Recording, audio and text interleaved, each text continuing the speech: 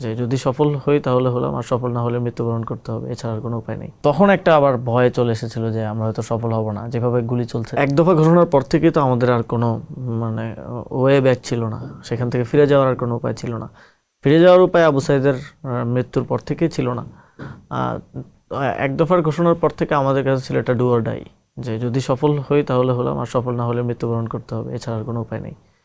তো কিন্তু 5 তারিখের মধ্যেই এটা হবে আমরা এভাবে হয়তো বুঝিনি যে এত দ্রুত পতনটা হবে, কারণ শেখ হাসিনা আরও শক্তি প্রয়োগ করার কথা ওইভাবে আমরা ভেবেছিলাম।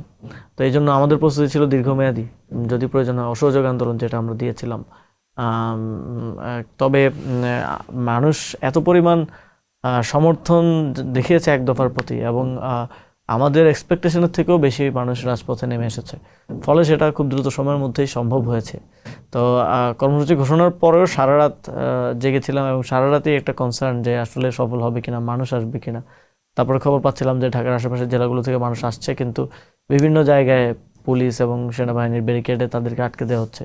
অনেকে ধান ক্ষেতের মধ্য দিয়ে পার হয়ে, ব্যারিকেড পার হয়ে ঢাকায় এসেছেন। এবং 5 তারিখ সকালেও ইভেন যখন গোলাগুলি চলছিল, মানুষজন সমবেত হতে পারছিল না, বিভিন্ন মোড়ে মোড়ে গুলি করছিল। আমি নিজেও ছিলাম, প্রায় দুপুর 12টা পর্যন্ত আমি ছিলাম চানখারপুলে, সেখান থেকে ভিতরে ঢুকতে পারছিলাম না। আগালেই গুলি করছিল, এবং সেখানেও 4-5 জন সেদিন শহীদ হন।